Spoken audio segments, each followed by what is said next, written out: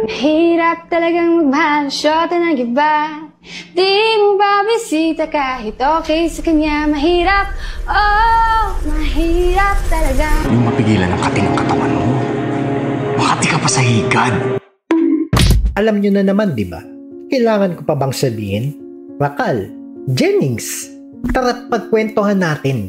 Pero bago ang lahat, subscribe muna.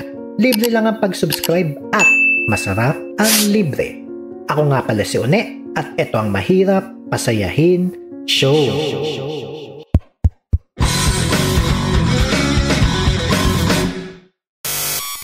Kailangan nyo pa ba ng context? Nabasa nyo naman na siguro yung post. Kailangan natin pahabain yung video kahit papano. Ay, o nga pala. Pero hindi ko nababasahin yung buong post. I-summarize na lang natin ng mabilisan. Di umano'y si Jamela Villanueva na ex ni Anthony Jennings, na collab team ngayon ni Maris Rakal, ay biglang nag-post ng mga screenshot ng messages nila ni Maris nung mga panahong sila pa. Ito ay bago ipalabas ang kanilang bagong show na nagngangalang Incognito. How ironic, di ba? Incognito yung show tapos tong si Jennings hindi marunong mag-incognito ng mga message niya. O nga eh. Pero mukhang gusto lang naman maging transparent ito ni Jennings sa GF niya na si Jamela kung anong nangyayari sa trabaho niya, which is kasama sa pagiging magkalab team nila ni Maris na maglandian raw sa message. Wow! Magandang teknik yun ah. May binubuo akong isang panibagong teknik. Isang ipinagbabawal na teknik, tama? Diba? Sabihin mo lang sa GF mo o asawa mo na, love, eto ah, ipapakita ko sa iyo mga messages namin ng mga kawork ko, pero huwag mong mamasamain. Huwag kang magdududa kasi part yan ng work namin. Walang personalan, trabaho lang. Promise. Oh. So, ganun lang ang nangyari for 3 months na naglalandian lang tong si Anthony at si Maris habang nababasa ng GF ni Anthony ang mga landian nila sa message. Pero, in fairness kay Anthony, lagi niyang nire-reassure tong girlfriend niya na trabaho lang lahat yung love. Pero hindi na kinaya ni Janela at nakipag-break na siya peacefully daw. Peaceful until out of nowhere ay bigla na lang pinost ni Jamela ang lahat ng screenshot ng landian ng dalawa nung mga panahong sila pa. Ito ay bago i-launch ang bagong show nung dalawa. It makes me wonder, ito ba ito sabotage the show or to promote it? Pero para sa akin promotion lang to. Bakit? Wala namang mabigat na dahilan. Kutob ko lang naman. Ano ba masasabi mo sa issue na to? Women are the gatekeepers of sex. Bakit ko nasabi? I have 3 arguments or reason. First reason, women can get pregnant. Thus, she will invest more in this consequence. She will invest more physically, mentally, emotionally, at kung hindi niya na mahagilap yung lalaki, pati financially na rin. That is why mga kababaihan, please choose carefully who you mate with. Kaya para sa akin talaga bago magganunan, kasal muna talaga dapat. Ouch! Malamang gumagamit siya ng birth control. Dito napapasok ang aking second argument or reason, which is, women invest more emotions than men since ang mga babae ay emotional being. So kahit pling-pling lang ito at hindi seryosohan, there's a high chance na mas invest more emotionally ang babae kaysa sa lalaki. Usually kasi, ang mga lalaki ay sinasatisfy lang nila yung mga libog nila. Oh, yes. Kaya wag landi ng landi, mga babae na yan. At ang aking last argument at reason since emotional nga ang mga babae, they have a tendency na kapag nahanap nila ang isang perfect guy kumbaga, para sa kanila, lalo na pag sa ganunan, hindi na nila makakalimutan yan. Yes! Lalo na kung hindi sila nagkatuluyan. They have a tendency na i-compare na yung perfect guy na yun dun sa mga next relationship nila, which can lead to toxic relationship and hiwalayan. Thus, women should be the gatekeepers of sex. Pero nasa sa inyo yan mga kababaihan. Kung gusto nyo ko paniwalaan o hindi. Dahil kayo ay strong, independent woman that you can have sex also wherever, whenever you like men. Kung gusto nyo, since may birth control naman, bahala kayo. Kayo din naman kasi yung dehado dyan. Kung ayaw nyo talagang i-gatekeep yung sex sa mga lalaki. Sa mga lalaki, pabor na pabor yan. They can have free sex without the complication of relationship or baggage that comes out from it. Pero tandaan nyo ayaw ng mga lalaki sa malalandi. Pag nakuha na nila ang gusto nila, which is usually yun lang naman, there's a high chance na hindi sila magsettle sa inyo unless simp sila, soy boy, in short, mahinang nilalang. Ouch! Ano pinagsasabi mo? Anong kinalaman niyan dito kay Jennings tsaka kay Rakal? Malaki. Since malaki ang binuksang gate ni Maris para dito kay Anthony Jennings. At syempre bilang isang mahinang nilalang na lalaki na katulad nito ni Anthony, papasukin niya tong malaking gate na binuksan ni Maris para sa kanya. Matik na yan. Nice! Paano kung gusto ko maging malakas na nilalang kung nalagay ako sa sitwasyon ng katulad ni Anthony Jennings? Kailangan nyo ng 100% o higit pang paninindigan at prinsipyo. Bibihira sa isang lalaki na mapigilan ang sariling pumasok sa isang gate na binuksan ng isang babae. Kasi itong gate na to ay mala black hole na hihilahin at hihilahin ka papasok. Kung si Adan nga nauturin ni Eva, di ba? Paano natin ilalabas yung 100% natin? Una, dapat nyo munang maintindihan kung ano ba talaga ang pagiging isang lalaki. Being a man is about sacrifices and responsibility. Men should not evade responsibility and always aim for good outcome, even if they have to sacrifice themselves in the process. The first mistake that Jennings did was show all of their combos to his girlfriend that time. Mukhang ox naman yun Buti nga naging transparent siya sa girlfriend niya Siguro maraming hindi sasang-ayon sa akin dito. Pero hear me out first. Ito let's assume first that Anthony was telling the truth that time. Na sinabi niya sa GF niya na walang personalan yung mga messages nila ni Maris, yung landian nila. Ito ay part lamang ng trabaho. Not that I believe it Let's just assume. Assuming tayo di ba?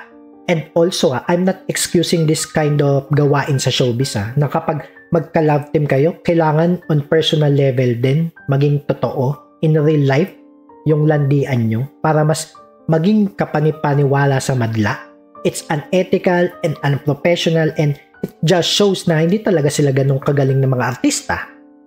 Kasi kailangan pa nila maglandian in real life para lang mapaniwala yung madla. Now, enough with the disclaimer. The reason I said that it was a mistake to show his convo with Maris Rakal to his GF because as a man, it is our duty to protect our woman from being hurt. Kung ang isang parte ng trabaho mo sa tingin mo makakasakit sa partner mo o sa asawa mo, it doesn't make sense. Why would you let her know it? Tulad na lang dito sa pag-YouTube ko. Fully support sa akin dito yung asawa ko pero ayaw niyang panoorin yung mga video ko. Kasi natatakot daw siya sa mga basher. Baka kung ano-ano yung mga sinasabi sa akin ng mga netizens. Kaya hindi ko rin siya talaga pinipilit panoorin. Kasi ayoko rin siyang masaktan. What Anthony did was, hindi lang niya sinaktan yung GF niya that time na si Jamela. Tinorture niya pa. Pero syempre, sa tingin ko hindi naman talaga kasi purely business or work yung ginawa ni Anthony nung nakipaglandian siya kay Maris. Kunyari lang yan na naging transparent siya sa GF niya para makapaglandi ng legal. So ano ba dapat yung ginawa ni Anthony as a man doon sa sitwasyon na yun? May 3 possible scenario or level of manliness akong naiisip na dapat ay ginawa ni Anthony to be considered as a man. First scenario, though tong scenario na to ay tagilid pa, but this is a better scenario than dun sa nangyari. Dapat, umpisa pa lang nakipag-break na siya sa GF niya. Nung nalaman niyo yung entailments nung love team nila ni Maris. which is yun nga, kailangan nila maglandian in real life. It still sounds kinda mean, pero it will save a lot of pain dun sa babae. Di niya dadanasin na nakikita niya yung landian ni Anthony at Maris while umaasa na magiging okay pa sila. Anthony will take the responsibility of ending their relationship and all the blame. While I think mahal niya pa naman si Jamela that time, so it is a sacrifice as well. He will take the sacrifice of taking all the blame and his feelings for his GF for a better outcome. Though pero may mangyayari pa ring sakit, pero hindi na rin ganun kalala. Pwede na rin. Second scenario, eto medyo level up na tayo dito ng konti. He will avoid Maris at all costs on personal level. Walang mangyayaring landian on personal level. Purely professional lang. As a result of this, since hindi sila ganun kagaling na artista, baka hindi nila mapaniwala yung madla sa chemistry nila or love team nila. He will be responsible as an actor and boyfriend to keep it on professional level only, but will sacrifice his libog and possibly his career kasi there's a possibility na di mag-succeed yung love team nila. Ganyan ang pagiging lalaki. Responsibility and sacrifices. Pero there's a more level pa na kung nakikitang scenario dito. Ito, pangatlong scenario. Kung ito yung ginawa ni Anthony, lalaking lalaki na siya.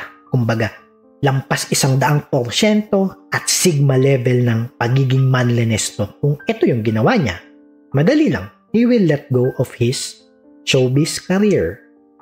Find another career, pakasalan yung girlfriend niya, bumuo ng pamilya at mamuhay ng tahimik, malayo sa mundo ng showbiz na alam naman natin, di ba, na ang mundo ng showbiz ay puno ng mga malalandi. Di ba? Tulad nito ni Maris, mga plastic, deceitful, mga manggagamit at marami pang iba. Kaya mahirap matahimik sa mundo ng showbiz. This is what it takes to be a man. Taking responsibility and sacrificing for good. So ayun. Pero alam nyo mga kapatid, alam nyo dapat mag-move on na tayo sa issue na to eh. Kasi malakas yung pakiramdam ko talaga na publicity lang to dun sa bago nilang show. Pero wala naman akong evidence dito ah. Pakiramdam ko lang since ang showbiz nga kasi puno ng mga sinungaling, mga plastic, magagamit, mga oportunista, makamukhang pera na artista. Di ko nga alam bakit may mga nauuto pa tong mga artista na to sa mga naniniwala sa mga endorsement nila. Mga investment na yan, mga politiko, sugal, di ba? O kaya may mga tanga talaga, di ba, ng mga fans naniniwala sa mga life advice, financial advice, or love advice ng mga artistang to. Pero yung buhay na ginagalawa nila ay ganyan, di ba? Sulutan, plastikan, siraan. Stop! Tapos maniniwala kayo sa mga pinagsasabi ng mga yan? Kaya hindi rin malabong publicity lang to na kasabwat lang din tong ex ni Anthony. Alam niyo naman, di ba? Bad publicity is still publicity. And at the end of the day naman, aside sa pagiging malandi nito ni Maris at mahinang nilalang na lalaki nito ni Anthony Jennings, parang wala namang ibang issue. Kasi hindi naman kasal si Anthony dun sa ex-GF niya in the first place. Wala naman silang anak. Di sila nagkasala sa batas ng tao at sa batas ng Diyos. Aside sa pagsisinungaling. Yun nga lang pala. And nakipaghiwalay rin naman to si Maris ng maayos kay Rico. So, walang masyadong issue. Publicity lang to for their new show. Kasi ang titino ng mga cast, diba? Grabe. Mga gumanap. Daniel Padilla, Richard Gutierrez, Baron Geisler, diba? At dumagtag pa tong dalawa na to. Kaya move on na tayo. And for our Bible verse for today is from Genesis 3 verses 9 to 12. But the Lord God called to the man, "Where are you?" He answered, "I heard you in the garden and I was afraid because I was naked, so I hid." And he said, "Who told you that you were naked? Have you eaten from the tree that I commanded you not to eat from?" The man said, "The woman you put here with me, she gave me some fruit from that tree and I ate it." kahit si Adan ay iniwasan ang responsibilidad niya at binigay lahat ng blame kay Eva. Yun lang mga kapatid, kung nagustuhan nyo tong video, please like for the algorithm. Kung ayaw nyo naman, okay lang yan, mag-move on na lang tayo. And subscribe, libre lang ang pag-subscribe at gaya na sabi ko, masarap ang libre. Muli, ako nga pala si Une at ito ang Mahirap Pasayahin Show.